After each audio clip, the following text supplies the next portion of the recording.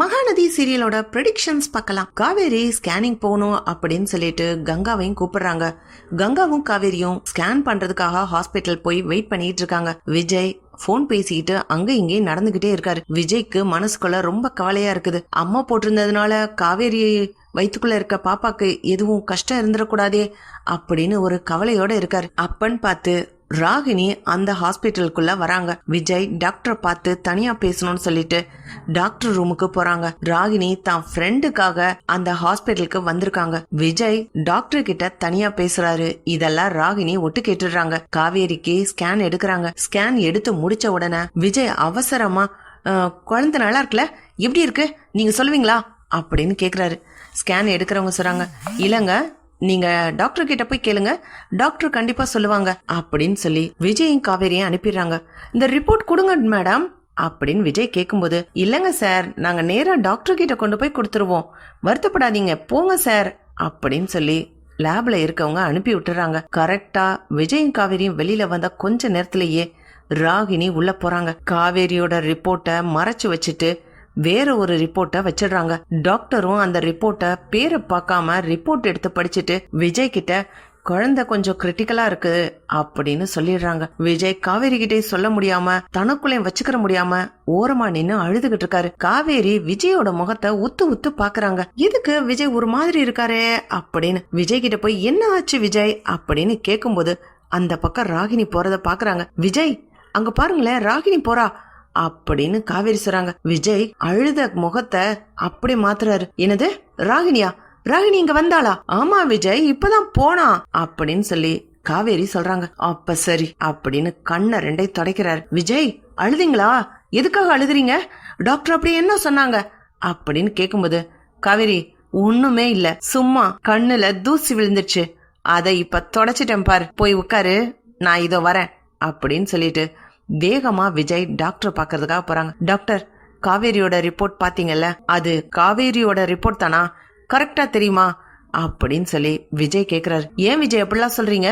லேப்ல இருந்து வந்துச்சு, இப்பதானே உங்க கண்ணு முன்னாடி வந்தது, இருங்க நான் மறுபடியும் எடுத்து பாக்குறேன் அப்படின்னு எடுத்து பார்க்கும்போது, ஐயோ சாரி விஜய் இது காவேரியோட ரிப்போர்ட்டே கிடையாது, வேற யாரோடதோ. அப்படின்னா காவேரியோட ரிப்போர்ட் எங்க அப்படின்னு சொல்லி டாக்டர் ரிப்போர்ட்டை தேட ஆரம்பிக்கிறாங்க. லேபுக்கே போன் பண்ணி காவேரியோட ரிப்போர்ட் எங்க அப்படின்னு கேக்குறாங்க. லேப் ஃபுல்லா தேடி எடுத்து காவேரியோட ரிப்போர்ட்டை கொண்டு வந்து குடுக்கறாங்க. எப்படின்னு தெரியல, மேலாப்லதான் வச்சிருந்தேன், எப்படியோ ரிப்போர்ட் மாறி பெட்டுக்கு அடியில போயிருந்துச்சு அப்படின்னு லேப்ல இருந்தவங்க சொன்னாங்க. அது எப்படி மாறுச்சுன்னு எனக்கே நல்லா தெரியும் மேடம். பரவாயில்ல டாக்டர், ரிப்போர்ட்ல என்ன இருக்குன்னு சொல்லுங்க. காவேரிக்கு அம்மா போட்டிருந்தது, அதை நினைச்சு ஏற்கனவே எனக்கு கொஞ்சம் பயமா தான் இருந்தது. இப்போ நீங்க சொன்ன ரிப்போர்ட் அப்படி வலிச்சிருச்சு, என்ன அறியாம அழுதுட்டேன். அதுக்கப்புறம் தான் தெரிஞ்சிச்சு இது பொய்யான ரிப்போர்ட்ன்றது. காவேரியோட ரிப்போர்ட் எங்க, அதை படிங்க, அது என்ன இருக்குன்னு சொல்லுங்க அப்படின்னு சொல்லி விஜய் கேக்குறாரு. டாக்டரும் அதை பார்த்துட்டு, விஜய் காவேரிக்கு எந்த பிரச்சனையும் இல்ல, காவேரி வயிற்றுக்குள்ள இருக்க குழந்தைக்கும் எந்த பிரச்சனையும் இல்ல,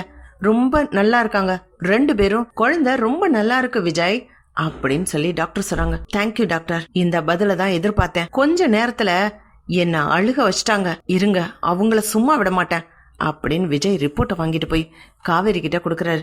இந்தா காவேரி, உன் வயிற்றுல இருக்க நம்ம பாப்பா ரொம்ப நல்லா இருக்குன்னு டாக்டர் சொன்னாங்க, இதோ வரேன் அப்படின்னு சொல்லிட்டு விஜய் போறாங்க. காவேரி விஜயோட கையை பிடிச்சு நிறுத்துறாங்க. என்ன விஜய், அப்படின்னா டாக்டர் இதுக்கு முன்னாடி வேற ஏதோ ஒன்னு சொல்லி இருக்காங்க, அதனால தானே நீங்க அழுதீங்க, என்கிட்ட கேட்க வேண்டியதானே, நம்ம பாப்பா எப்படி இருக்குன்னு நான் சொல்லுவேன் விஜய், நீங்க எதுக்கு அழுகுறீங்க அப்படின்னு காவேரி கேக்குறாங்க. இல்ல காவேரி, நான் முக்கியமான ஒரு ஆளை பாத்துட்டு வரேன். இல்ல விஜய், அந்த ஆளை நீங்க பார்க்க வேண்டாம், ஏற்கனவே நான் பாத்துட்டேன், வாங்க நான் கூட்டிட்டு போறேன் அப்படின்னு சொல்லி காவேரி கூட்டிகிட்டு போறாங்க. விஜய், காவேரி எனக்கு ஒரு முக்கியமான வேலை இருக்கு, என்ன இவ்வளவு நேரம் வருத்தப்பட வச்ச ஒரு ஆளை சும்மா விட மாட்டேன் நானு அப்படின்னு சொல்லிட்டு விஜய் பின்னாடியே போறாரு. காவேரி நான் போயிட்டு வரேன், அதுக்கப்புறம் நீ கூட்டிட்டு போற இடத்துக்கு நான் வரேன் அப்படின்னு விஜய் சொல்லும்போது, விஜய் வாங்க சும்மா வாங்கல அப்படின்னு சொல்லிட்டு காவேரி கூட்டிட்டு போய் காமிக்கிறாங்க. இத பாரேன், ஹஹா நான் யார பாக்கணும்னு நினைக்கிறேனோ அதே ஆளை கூட்டிட்டு வந்து நீ காட்டுறியே காவேரி, எப்படி என் மைண்டுக்குள்ள என்ன இருக்குன்றத நீ யோசிச்சு கரெக்டா செய்யற. விஜய் எனக்கு உங்களை பத்தி தெரியாதா, நீங்க ராகினிய பார்த்தேன்னு சொன்ன உடனேயே கண்ணை ரெண்டை தொடச்சிட்டு அவசரமா டாக்டர்கிட்ட போனீங்க, அப்போ ஏதோ ஒரு பிரச்சனை இருக்கு, அது ராகினியால தான் ஆயிருக்கு அப்படிங்கிற விதத்தை நான் புரிஞ்சுக்கிட்டேன். உடனே இத தூக்கிட்டு வந்து கட்டி வச்சிட்டேன். ரொம்ப துள்ளிச்சு, அதான் வாயிலே ஸ்டிக்கர் ஒட்டிட்டேன் அப்படின்னு காவேரி சொல்றாங்க. நல்ல வேலை செஞ்சேன். இத பாத்தியா? ஏய், உன் தம்பிய தூக்கிட்டு போனதுக்கு ஒரு காரணம் இருந்துச்சு. உங்க அப்பா கிரிமினல்னா நீ அதை விட கிரிமினலா இருக்கிற. சி, இனி எல்லாம் ஒரு பொண்ணு, இவ்ளோ செக்யூரிட்டி இருக்கு, இத்தனை கேமரா இருக்கு, இதையும் தாண்டி எப்படி நீ லேபுக்குள்ள போன? அது எப்படி காவேரியோட ரிப்போர்ட்டை மட்டும் மாத்தின? உங்களால மட்டும்தான் இவ்ளோ கிரிமினலா யோசிக்க முடியுது. எங்களை மாதிரி ஆளுங்கள்லாம் உங்ககிட்ட மாட்டிக்கிட்டு ரொம்ப வருத்தப்பட்டுறோம் பாரு. ஆனா காவேரி உன்னை பார்த்தேன்னு சொன்ன உடனே புரிஞ்சுட்டேன், நீ தான் ஏதோ கோல்மால் பண்ணி இருக்கிற. கண்டிப்பா காவேரிக்கு எந்த பிரச்சனையும் இருந்திருக்காதுன்னு அந்த தைரியத்துல தான் போய் டாக்டர்கிட்ட கேட்டேன். அதே மாதிரிதான் நடந்திருக்கு. என்ன புரிஞ்சுக்கிட்டா காவேரி உன்னை தூக்கிட்டு வந்து இங்க கட்டி போட்டு வச்சிருக்கா பத்தியா? வாயில எதுக்கு தெரியுமா ஸ்டிக்கர் ஒட்டியிருக்கோம்? நீ ஓவரா பேசுவ, உங்க அப்பாவை விட நீ ரொம்ப அதிகமா பேசுற. உனக்கு எதுக்கு இந்த புத்தி?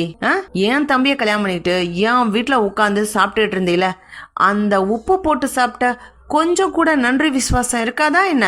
எதுக்காக உனக்கு இந்த பொழப்பு தேவையா? கல்யாணம் பண்ணியா, அஜயோட சேர்ந்து குடும்பம் நடத்தினியா, டூயட் பண்ணியா, ஏதோ ஒரு பிள்ளைய பத்தியா அப்படின்னு உன் வாழ்க்கைய பார்த்துட்டு போக வேண்டியதானே? எதுக்காக எங்க லைஃப்ல குறுக்கிடுற? இந்த பார், உன் தம்பிய கடத்தினதுக்கு எனக்கு ஒரு சரியான காரணம் இருந்துச்சு. உங்க அப்பா தப்பு மேல தப்பு பண்ணாரு. காவேரியோட சொந்த வீட்டு பத்திரத்தை திருடிட்டு போனாரு. திருட்டுத்தனமா சொத்தை மாத்தி எழுதலாம்னு பிளான் பண்ணாரு. அதெல்லாம் தடுக்கிறதுக்காகத்தான் நான் உன் தம்பிய கடத்தினேன். அதோட நான் எந்த டார்ச்சரும் பண்ணல, அப்படியே அனுப்பிட்டேன். ஆனா நீ என்ன அழ வச்சிட்டல. இரு, உன்னை கட்டி போட்டு வச்சிருக்கேன். அதுவும் பாரு, எத்தனாவது மாடிக்கு மேல நீ இருக்கிறன்னு, இங்க இருக்கிறன்னு யாராலும் கண்டுபிடிக்க முடியாது. இப்படியே விட்டுட்டு போனேன்னு வை, எத்தனை நாளும் திரும்ப நான் வந்தாதான் உன்னை அவுத்து விட முடியும். நான் இப்படியே விட்டுட்டு போயிடுறேன், பாக்கட்டும், உங்க அப்பா தேடி அலையட்டும், அப்ப தெரியும்ல பிள்ளைய காணோம்னா எப்படி வலிக்கும்னு அப்படின்னு விஜய் கேக்குறாரு. ராகினி அப்படின்னு கத்திக்கிட்டு இருக்கா. விஜய், இது புள்ள பூச்சி, கொஞ்சம் மிரட்டினாலே பயப்படும். ஆனா இது தேல் கொட்டுற மாதிரி தான் பேசும், வேலையெல்லாம் அதே மாதிரிதான் செய்யும். அப்பனுக்கு பொண்ணு தப்பாம பிறந்திருக்கு, அப்பன் திருடன், அப்பா கிரிமினல்னா இது கருவிலே கிரிமினலா இருந்து பிறந்தது. விஜய், இதெல்லாம் திருத்தவே முடியாது. ஏய், இப்படியே உன்னை புடிச்சு கீழே தள்ளி விட்டுட்டு போயிட்டுமா பிரச்சனை ஒளிஞ்சுது. அதுக்கப்புறம் உன்னால எந்த பிரச்சனையும் வராதுல. இந்த மேல் மாடியில நாங்க தான் கூட்டிட்டு வந்தோன்னு எந்த கேமராலையும் கேப்சர் ஆகல, அதனால நாங்க மாட்ட கூட மாட்டோம் அப்படின்னு காவேரி பேசுறாங்க. விஜய் சார், இல்ல காவேரி, இதெல்லாம் போகட்டும். நம்மளோட லைஃப கெடுக்கணும்னு நினைக்கிற இவங்க முன்னாடி நாம வாழ்ந்து காமிக்கிறது தான் நம்மளுக்கு ஒரு சவாலே. அதுலதான் நம்ம லைஃப் இன்ட்ரெஸ்டிங்கா போகும். போயிட்டு போட்டோம், இத மண்டையில் நாள் தட்டு தட்டி அனுப்பி விட்டுரு, அப்பன்னு அழுதுகிட்டே ஓடட்டும் அப்படின்னு விஜய் சொல்லி ராகினிய நல்லா திட்டி ஓங்கி கண்ணத்துல அரைஞ்சு அனுப்புறாங்க. இனிமே இந்த வேலை வச்சுக்காத அப்படின்னு சொல்லி அடிச்சு அனுப்புறாங்க. இப்படிதான் போலாம் ஃப்ரெண்ட்ஸ். பக்கத்துல லைக் பண்ணுங்க, ஷேர் பண்ணுங்க, கமெண்ட் பண்ணுங்க. Thank you friends.